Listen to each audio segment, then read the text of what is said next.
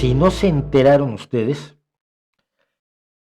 empieza la renacionalización de los trenes en el Reino Unido. Si usted ha estado en el Reino Unido y ha tenido la desgracia de tener que viajar en ferrocarril, ¿conoce usted la parte más horrorosa del Reino Unido?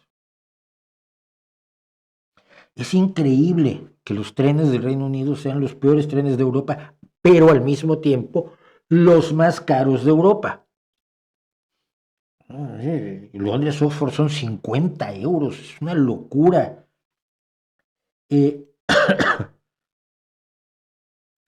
eran públicos, era una empresa pública, pero una empresa pública que absorbía dinero del Estado, no era autosuficiente. Y entonces Thatcher decidió privatizarla y la privatizó en varias compañías que compiten supuestamente entre sí en el Reino Unido y crearon el infierno sobre ruedas, sobre rieles.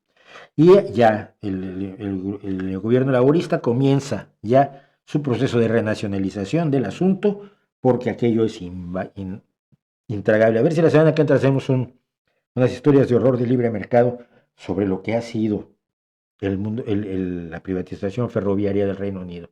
Probablemente hubiera funcionado otro tipo de privatización, pero esa sin duda no. Y el dogma de que la competencia mejora el servicio y baja los precios, se lo cuentan a su tía, la que por las noches sueña con Milei y con Mises y con esa gente.